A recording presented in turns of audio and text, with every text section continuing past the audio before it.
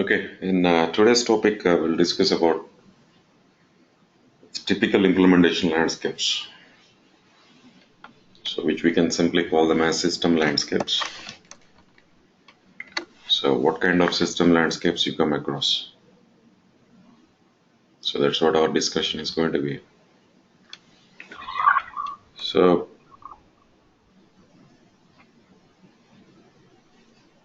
when you're speaking about implementation landscapes, remember one important point.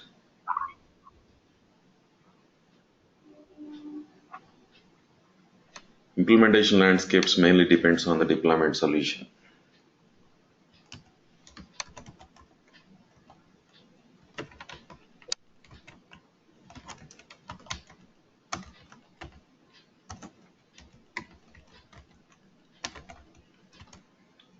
It purely depends on the deployment solution. What kind of solution we are implementing based on that. So they'll decide the system setup. Landscape is basically system setup. Like example, in a company, they want to implement one OLTP solution. So the kind of landscape setup they maintain is not the same when it comes to implementing a OLAP solution. So for transaction application and analytical application, landscapes will be completely different. So that's the most basic point what we need to understand.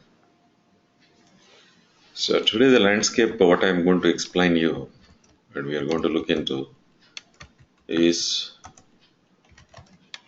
for a scenario called SAP HANA as a data warehouse, or you also call it as a data mart.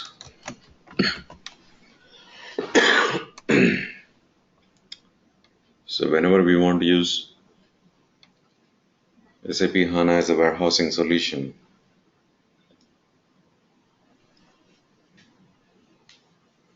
or you want to use HANA as a data mart, so what kind of system setup they'll maintain? That's what we are discussing here. So typically, any warehousing solution you take, any OLAP solution,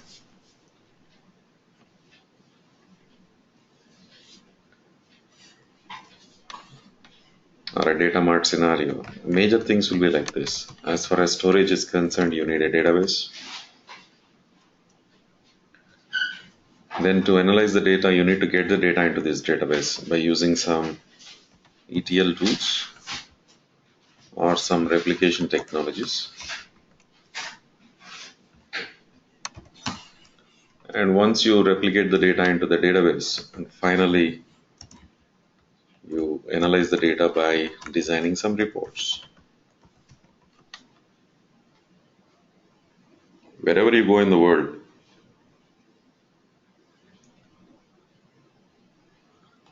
any customer anywhere. So typically a data warehousing solution will be like this. Those are the major three components you can say: database, ETL tools, and reporting tools. So it's nothing different even when we want to use SAP HANA as a data warehousing solution, it will be the same.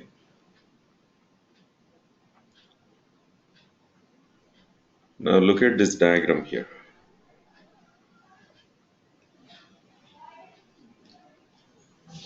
This is how typically a system landscape looks like when you want to use HANA as a data mart.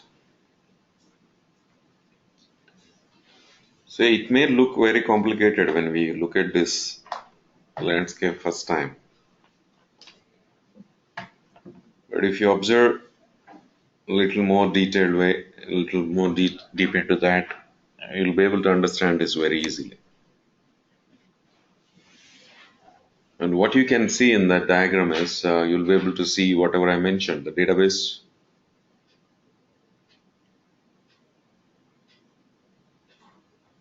there will be ETL tools, and even some reporting also. It's nothing different. So try to concentrate. See here, in the middle, Here you can see this one, this is your HANA database server. So what do you need for a database server, HANA database server to run? So you need certified hardware, that's what we call it as appliance, that is shown here, and operating system. They are showing SLES, SUSE Linux Enterprise Server, or even it can be Red Hat. Don't worry about the versions.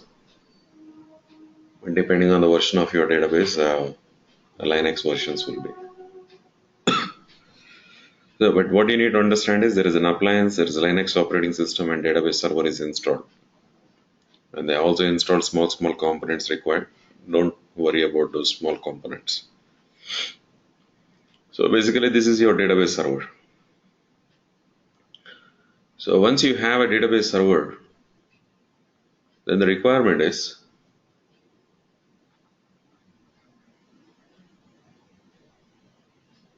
whatever the data you want to analyze, and that data you need to load into this database, this HANA database.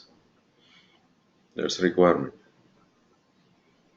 And the data in the company is available in different source systems, which we call them as data sources. You see on the left side here, you can find different data sources. So now the task is, from these different data sources running in the company, you need to replicate the data into HANA.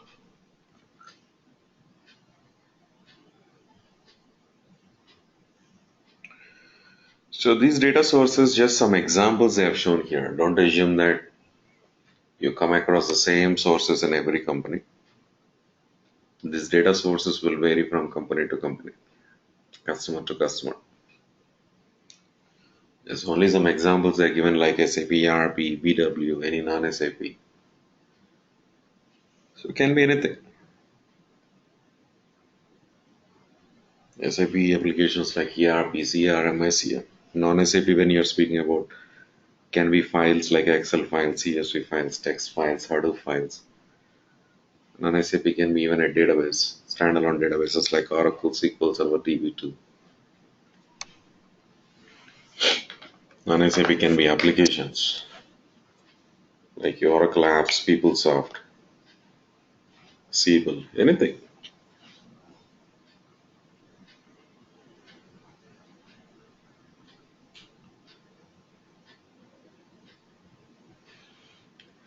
So we can't predict that exactly. This is practically impossible. So that varies from company to company, customer to customer, which I already explained you. Last class, we clearly discussed about different ETL tools which we can use depending on this different factors.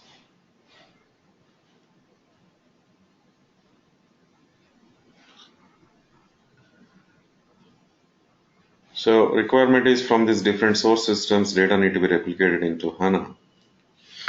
And for that, we need to use ETL tools. And that decision has to be taken depending on advantages and limitations we have for each and every ETL tool, which we know clearly, all that we discussed in the last session. So from these different source systems to replicate the data, they just shown some examples of ETL tools like data services. So one of the ETL tools they've shown here. So from these data services, you can replicate the data. Using these data services, you can replicate the data into HANA. Or it can be SLT, this is SLT. Or can be even Sybase replication. Can be DXE. You want, you can add DXE here. Anything like that.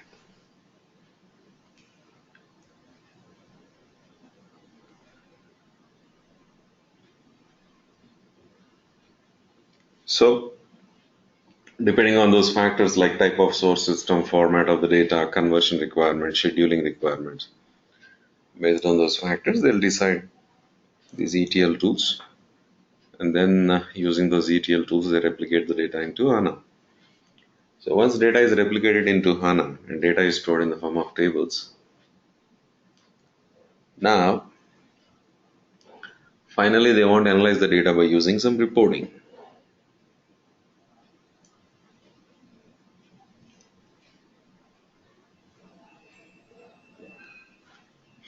So when it comes to reporting, we know that there is no default reporting tool provided to you as part of the HANA licensing. We discussed about different licensing components, but part of that licensing, if you see, there's not even one single reporting tool. The reason is analysis requirement drastically varies from company to company. And not only that, within the company itself, different departments want to have different kind of reporting. And that too, most of the customers are already used to some specific reporting tools. So that's why SAP did not provide any of the reporting tools part of HANA licensing. Instead of that, they left this option to the customers.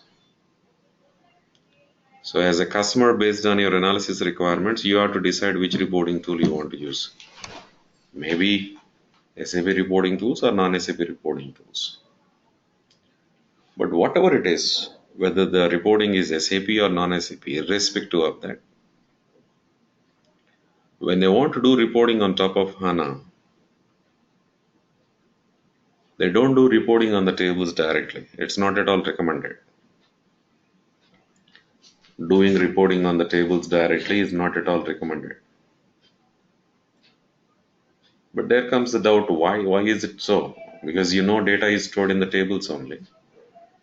When the data is stored in tables, obviously we need to do reporting on the tables. But why we are saying it's not recommended to do reporting on the tables directly? There are multiple reasons behind that. One of the main reason is this. Suppose now I need to design multiple sales reports. But if I want to design sales reports, I may have to design those reports based on multiple tables. But usually, these all tables are replicated mainly from OLTP systems. So when we say they are all replicated from OLTP system, OLTP databases are highly normalized. Because of that, whatever the data we want, it's spread across multiple tables because of the normalization. So it's obvious that when we need that sales data, we have to design that report based on multiple tables. So every time you need a sales report, you need to identify those sales tables, maybe 10 tables, 15 tables, and you need to join those tables. Then you need to build a report. That's going to be very complex.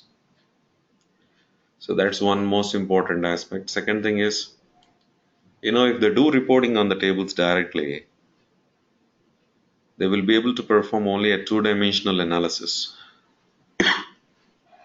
So if you do reporting directly on the tables, that becomes only two-dimensional analysis. Why? Because table is only two-dimensional. Table is only a two-dimensional object. So obviously that analysis is only two-dimensional. But you look at any customer requirements you take, analysis requirements, they'll always look for multi-dimensional analysis. Always they want to perform multi-dimensional analysis. Because multi-dimensional analysis will give more scope and options when they do analysis. So how can you make this analysis as multi-dimensional? When we do reporting on the tables, it's only two-dimensional because the table is only two-dimensional object. So how can you make your analysis as multi-dimensional? So there's no way you can change your storage. Data will be always stored in the form of tables only. No one can change that. But what you can change? What you can change is you can change the presentation. The way you present the data can be changed. How is it done? To understand that, consider a small example. Suppose there is an image on the wall. You're having a picture on the wall. You're watching it directly. Imagine how it's visible to you. The same image, the same picture, you're watching through a transparent cube. Take a glass cube. Put it between you and that image. Watch that image through that cube. Now imagine, does it make any difference or not? So you know that whenever you watch that image through that cube, that glass cube, it looks differently in different directions, what we call them as dimensions. So the image is not different, image is same, but the way it's presented to you is different because of that cube. Cube is allowing you to present that image differently in different dimensions. So that's what exactly they do with the data here. So instead of doing reporting on the tables directly, what they do is on top of these tables, they build those cubes, which we call them as models. In general, they call them as cubes, but technically you should call them as models. General terminology is cubes. So on top of those models only, they go for reporting. So advantage of using that model is once you build a model based on multiple tables, just that model is enough to create number of reports. They don't need to look at each and every table. Just one model is enough there for a set of reports related to that business process. And apart from that, that model will allow you to present the data in a multi-dimensional way. So they'll be able to perform multi-dimensional analysis. So because of those benefits, once data is replicated into HANA database, so there will be modeling consultants who build those data models. Once that is done, on top of those models only they go for reporting. So as I mentioned, once they build the models, they can go for any kind of reporting. It can be SAP or non-SAP. It's ultimately decided by the customer, not by SAP. Example, if customer is preferring to use MS Excel, Microsoft Excel. Excel is a reporting tool actually. So if they prefer to use Excel, usually they use it in financial accounting. Then you see this end user workstation here on the right hand side. This end user workstation, they have MS Excel. But if they want to do reporting on top of HANA, first they need to connect to the HANA database server. And for that, you need drivers. Those drivers are part of a small software called database client. So along with the Excel, HANA database client is also installed. And they'll establish connection to HANA database. They access the models and go for reporting.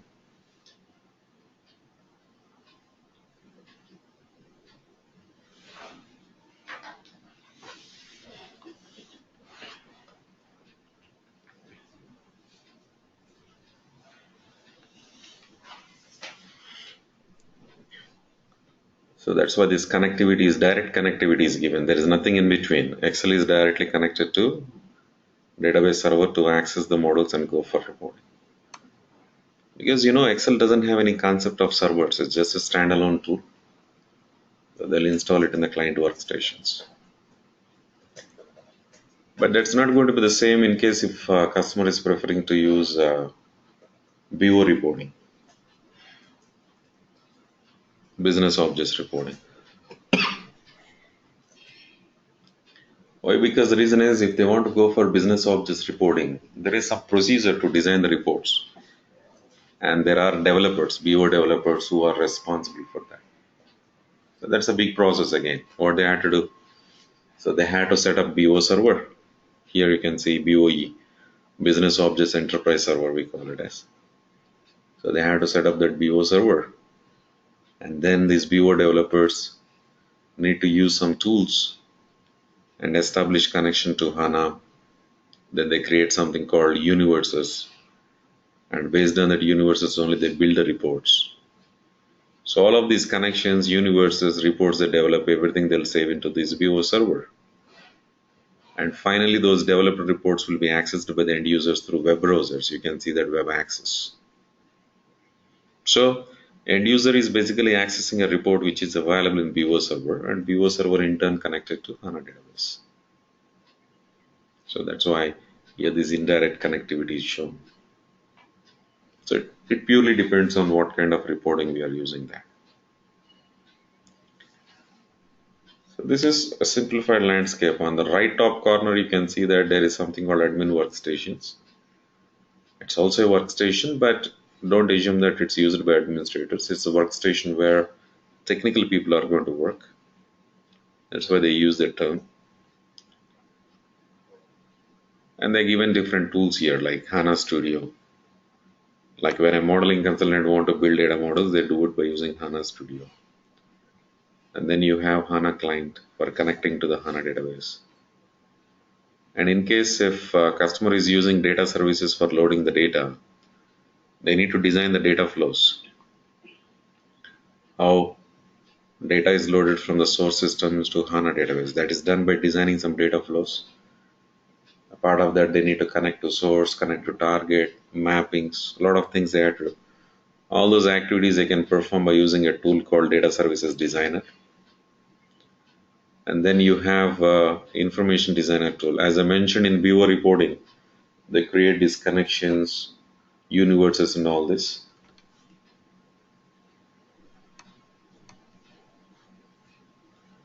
And they all do it by using Information Designer tool. And then you have any Excel based reporting, they use Excel. And sometimes web access to BI admin tools for RFC connections, batch job scheduling, so all that need to be done. And apart from that, even you can mention something about SAP GUI here, particularly when they want to work with SLT replications and DXE. You also need to use SAP GUI, and that also you can add here. It's purely a workstation where technical people are going to work. So typically this is what a landscape is going to look like. More or less the same landscapes you come across in every company wherever they want to use SAP HANA as a data warehousing solution. Or you can also say they want to use SAP HANA as a data mart.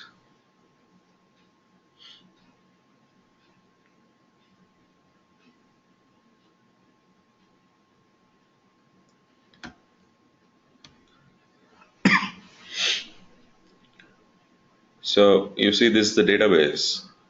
Like just an example I'm showing. A lot of tools will be there. There's a workstation. Workstation you can find a lot of tools which include something like data services designer, some reporting tools and all that. So this is the data services designer. And a lot of reporting tools will be there like Crystal Reports.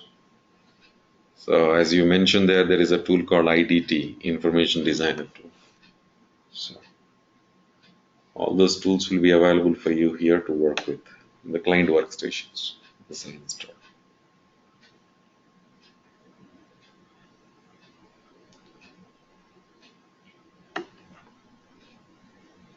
These are all reporting related only. Query designers, web intelligence reporting. This is IDT. You just take an example. If you go with Excel, so using this Excel, if you are trying to connect to HANA database, provided your client software is installed, see here you are getting something called HANA MDX provider, and that comes only when you install HANA client. Click on next. Basically, you need to provide server details.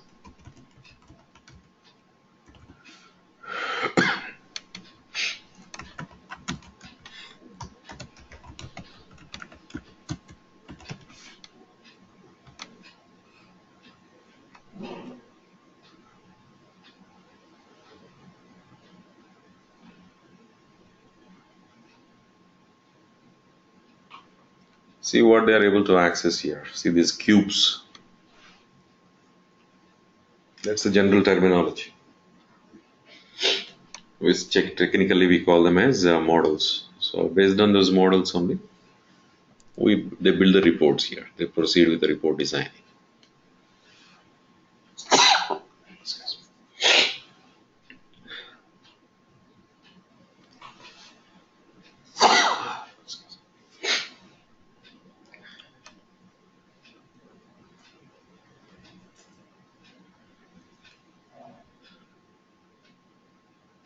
Okay, so that's a implementation landscape. Just for your comparison, I'm showing one of the customer landscape. Try to understand that.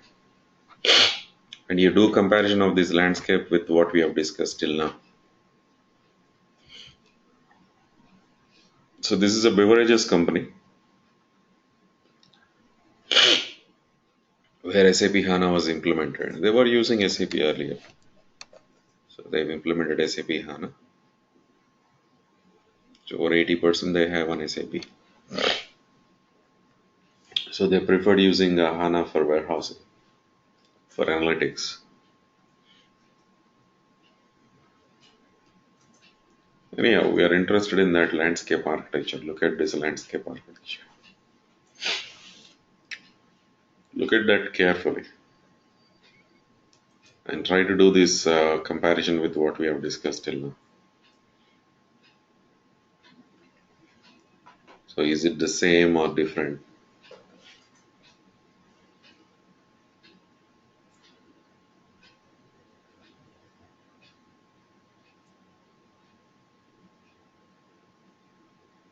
So you can easily realize that it's the same landscape, whatever the landscape we have discussed till now.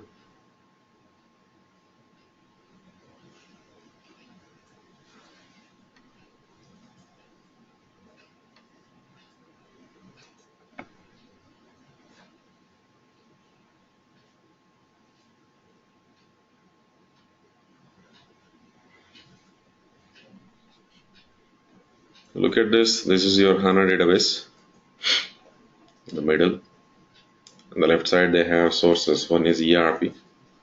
They have that SAP ECC running with SQL database, from which they are replicating the data into HANA using SLT. It's a preferred option. Most probably they have done it real time. And then they have some non-SAP sources. We never heard of these non-SAP sources, but from these non-SAP sources, they replicate data into HANA using data services. Generally, that's what they prefer.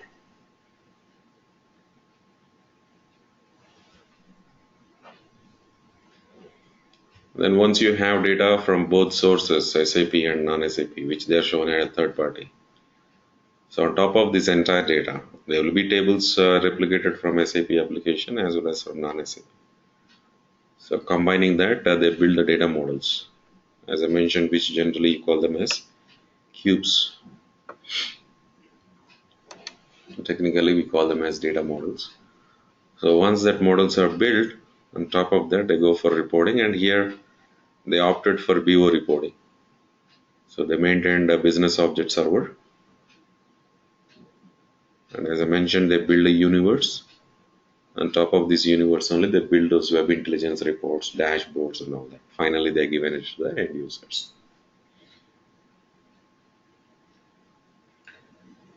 Not only this company, anywhere in the world, any customer you go and you see the customer landscapes, typically you find the same.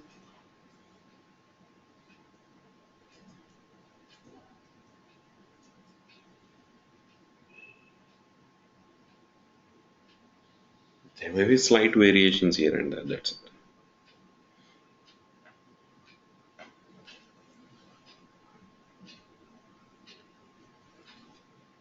So it comes to the same basic point. Warehouse means three things: database, ETL, and report. So there must be some source systems from which they are replicating the data. So procedure is set up the database, replicate the data from different sources using ETL tools into the database, then build the models and design the reports, give it to the end users. They analyze the data.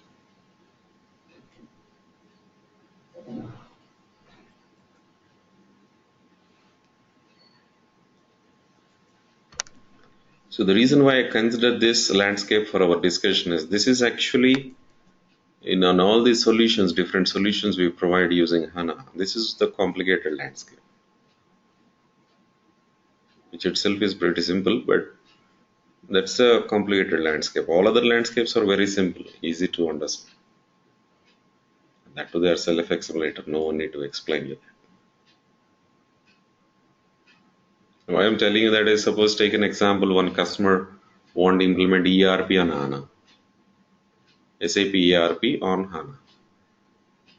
What's the landscape setup you have there? You don't have anything like source systems, ETL tools, all this. Because ERP is a OLTP application. You just install SAP ERP application on top of HANA and use it. That's it. It's pretty simple. The basic classic three-tier architecture. That's it.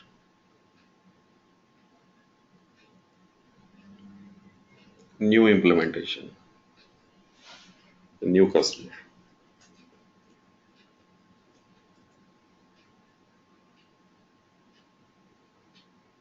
That's why if you are able to understand this, any landscapes you can understand.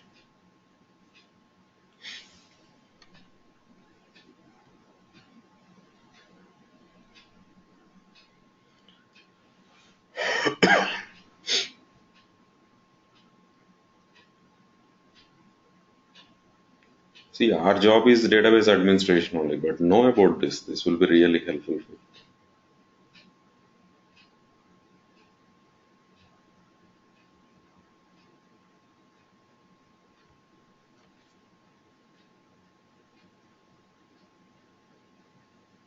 So is that clear? Any doubts you have?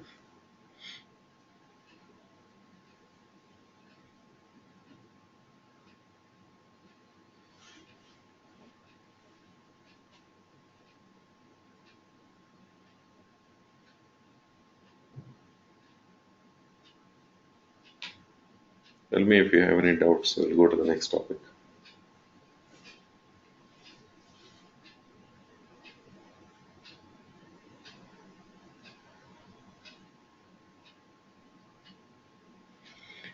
Okay, so our next topic of discussion is there is something called deployment scenarios. As I mentioned, mainly these landscapes will depend on what kind of deployment scenarios you come across. So what's the meaning of that? SAP HANA can be used in the companies in different ways.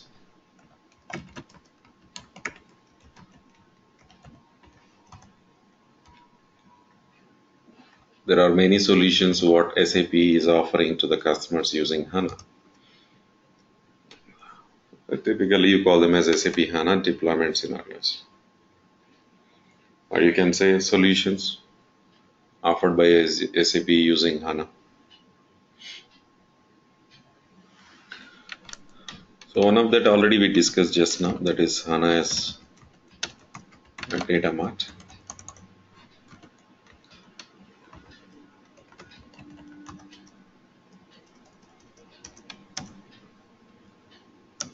Okay, that I'm not discussing anymore. And second one is it's about applications. If you see in whatever the scenario we discussed just now, we don't have anything running on top of HANA. No application is there. You have HANA database. Within HANA only they build models. On top of the HANA directly they go for reporting. So there is no application running on top of the HANA database. You are directly working with the HANA database. You're interacting and working with the database directly. The second thing is, and the most important, applications. You can also run applications on top of HANA. There are many applications provided by SAP.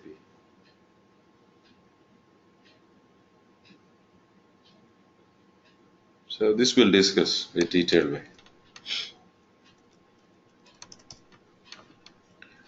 So basically when it comes to these applications, you can have a subcategorization here.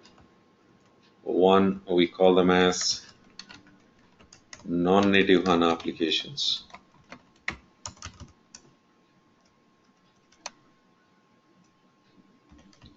The second one,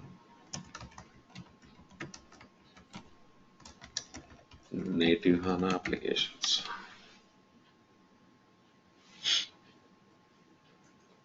So this is how you can do categorization. So any application running with HANA database, either it has to come under non-native HANA or native HANA.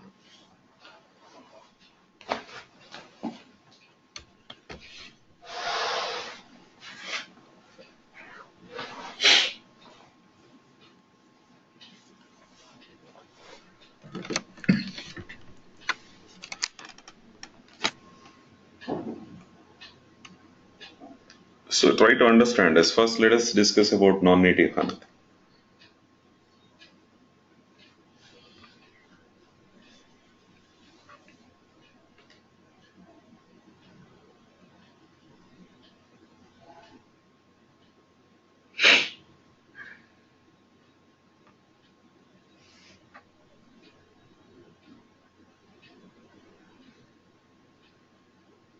Now look at this. Now I'm connecting to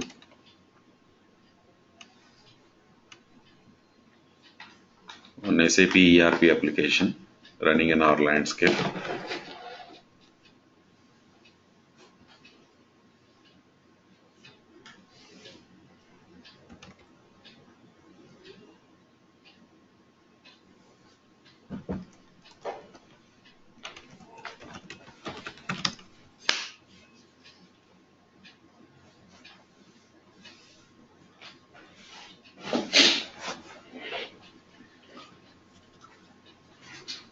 This is actually ECC6 ERP application.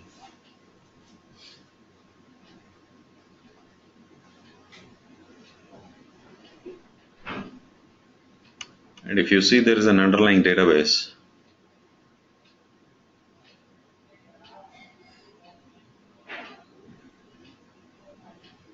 So I have a database here called MS SQL Server. Like this, you can see underlying there is a database. And then you have application running.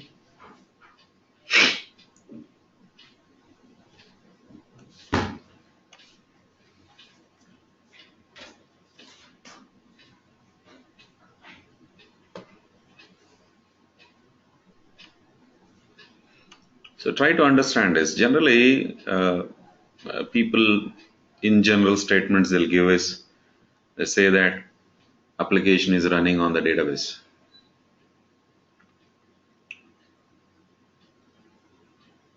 So when we say this application is running on that SQL database, or application running on Oracle database, or if you run ERP on HANA, application running on that HANA database, it doesn't mean that those applications are running in the database. There is no way you can run applications on the databases. If you want to run the applications, you need database, no doubt. Because whenever you run your applications, you have some data, that data need to be stored. And the database is the place where we store the data.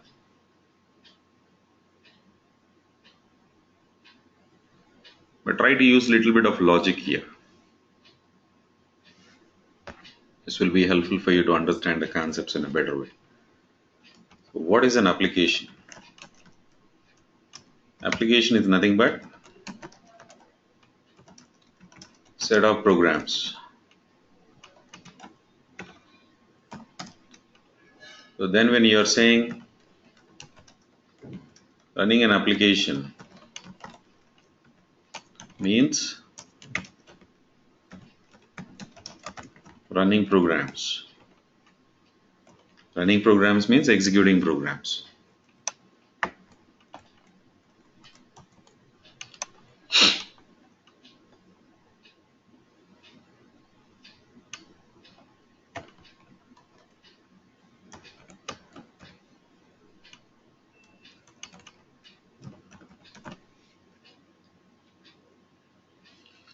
The point is, how can you execute application programs in a database?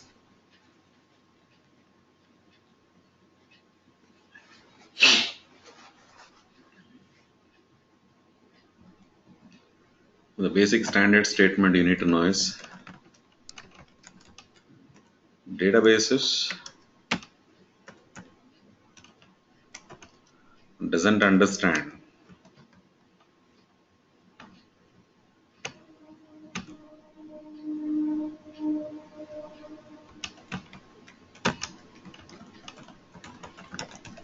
application programs.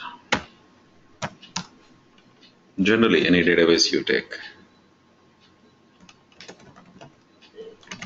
database understands SQL. These are general applicable statements. I'm saying in general. Now let us say this. If you're speaking about SAP ERP application, this is basically an application. This application is developed. This is developed by using what? Which programming? That's the point now.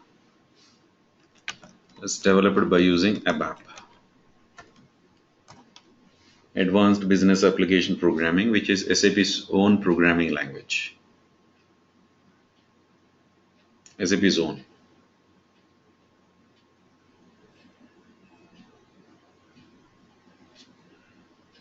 Obviously, running a SAP ERP application means we are speaking about running ABAP programs, executing ABAP programs. The question comes is, can you execute ABAP program in Oracle database? Can you execute ABAP program in SQL database? Can you execute ABAP program in HANA database? Simple answer is no, you can't. Now see, if I'm running some transaction here, because basically it's executing the program. Some program is executed now. But is it that that program is executed in database? Answer is no. When you request for some information from the database, that information you'll get. Like I need one of the table data. I can access the information from the database, underlying database.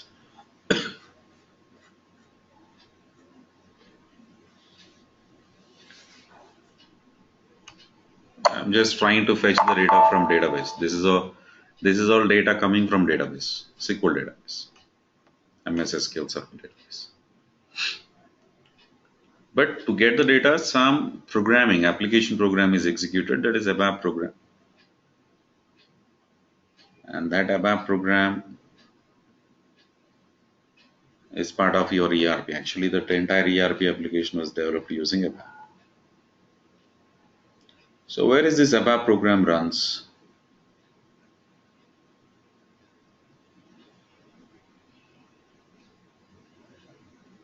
We are saying it doesn't run in database, so somewhere it has to run. Where it runs?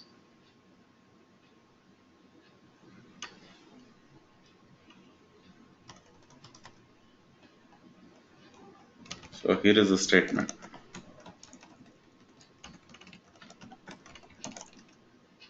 Application programs runs in an application server.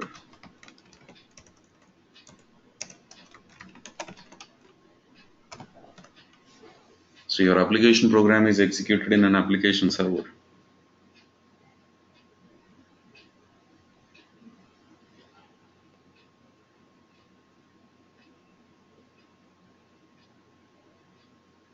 So very simple statement.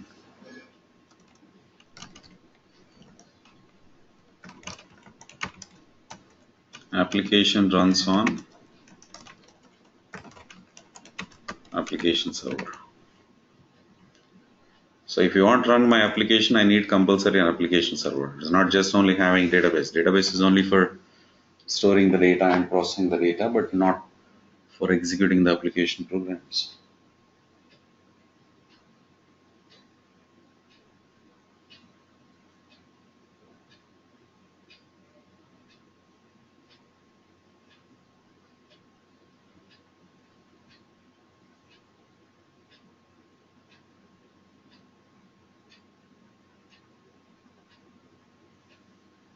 Okay, so remember this point. This is the most basic point. Now your SAP ERP is an application which is running an application server. And underlying there will be a database to store the data, process the data and all that. So when you are speaking about SAP applications,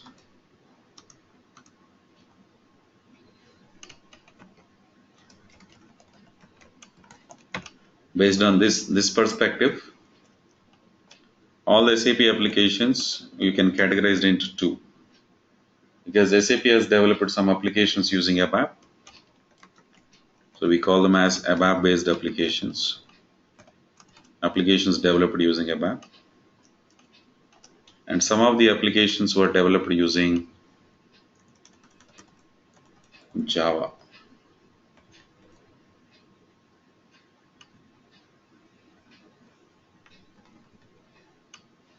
Just a moment.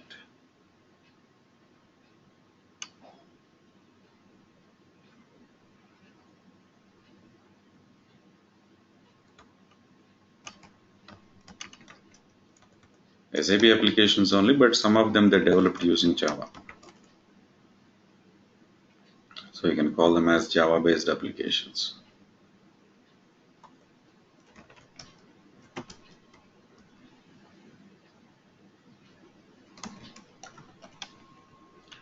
So obviously, if you want to run these ABAP-based applications, we need one application server.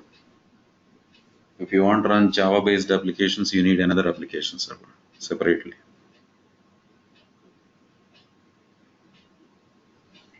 Same application server doesn't work. So what SAP has done, simply they provided two application servers. One is SAP NetWeaver application server ABAP. NetWeaver application server ABAP. And another one is SAP NetWeaver application server Java.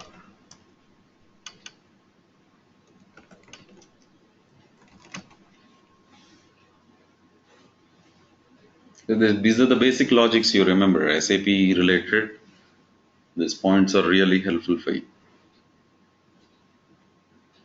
So your SAP applications, either they run on application server ABAP or application server Java.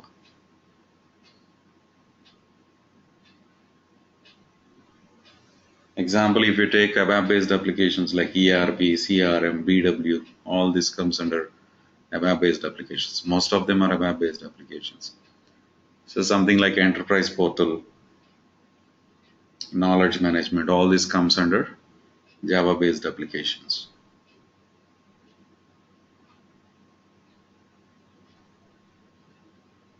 So initially it was only ABAP, but later on SAP has introduced some applications developed using Java because they found some limitations in ABAP programming, particularly when it comes to developing web-based applications and all that. That's when they started using Java.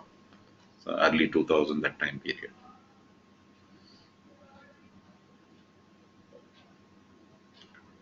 So what you need to understand here is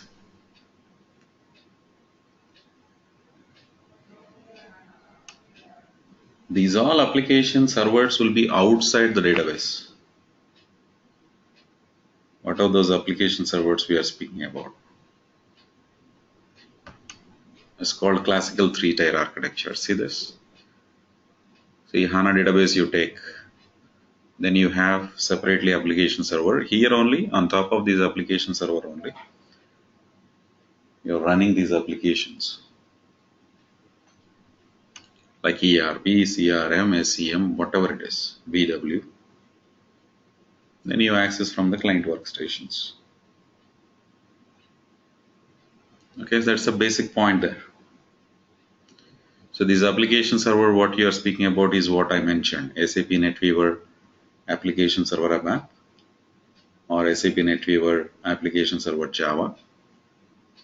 On top of those respective applications are running, and end user will access through the client workstation using SAP GUI or maybe a browser depending on that application. Underlying there is a HANA database. So the bottom line statement here is there what you can understand, all those applications are running outside HANA database.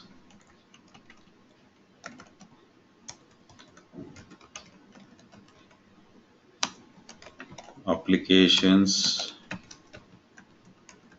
which runs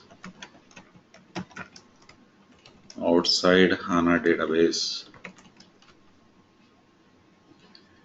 either on NetWeaver application server ABAP or NetWeaver application server Java. Those applications only we call them as non-native HANA applications.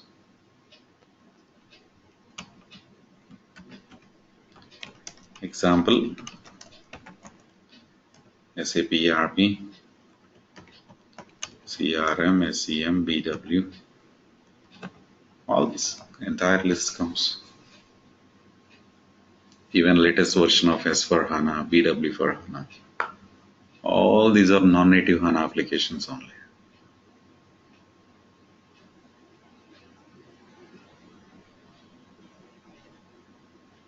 Okay, first understand this. I'll come to that native HANA applications later on.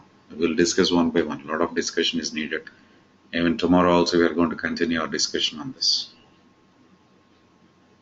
Because these basic points, if you have a clarity, it becomes very easy for you to working in the environment. There's a lot of people, they are not able to differentiate that application server and application. Those layers you need to separate. Even though you see them on the same system, same host physically, but you should be able to differentiate application server and application.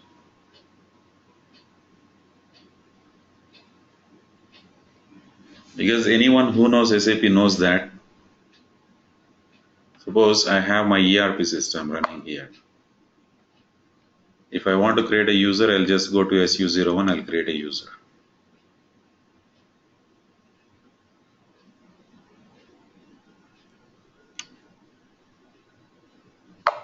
Even if you go to BW system also, transaction will be same, SU01 only. CRM system also SU0 only. SRM system SU01. SCM system SU01. That won't change. But if I want to create a sales order here in my ERP system, I use VS01 transaction. So if I run VS01, you can see at the bottom of the screen it will show you create sales order. But I can't run same VS01 transaction in BW. Because in BW we don't create sales orders. Because here this application is OLTP, that application is OLAP. Now that you should be able to differentiate. So the previous transaction code what I shown you, SU01, it's not a transaction related to application, it's a transaction related to application server. Whereas creating sales order is a transaction related to application. That is specific to ERP on. It doesn't run in BW kind of applications. So application server will be common. Whether you run ERP, CRM, BW, anything, all these applications are running on NetWeaver application server map only. So wherever that application server is common, same activity, same way you perform. That SU01 is a transaction of this application server, so that they'll be able to use the same transaction code, same screens in different applications, particularly for administrators, not for other people, for administrators mainly. Application server transactions will be same. So that's a basic thing. Anyhow, that discussion needs to be continued with what is this native HANA applications are, how they are different from these non-native HANA applications, why they termed like that. So that's what we are going to discuss. So this deployment scenarios topic will be continued tomorrow with further discussion on this. And again, under non-native HANA applications only, there is some subcategorization. I'll discuss on that subcategorization. Like we call them as on HANA applications, for HANA applications. What's the difference between those two? That also I'll explain you. So these things, if you are clear, almost any company anywhere in the world, any SAP solution which is based on HANA, you'll be able to work. You'll be able to understand first comfortably. Anyhow, HANA is there, HANA administration you can't. Okay. So once that discussion is completed, then I'll take up the questions on that, because if you have a clear understanding of native HANA applications, then most of the doubts will be clarified for you. It becomes more easier for you to understand environments.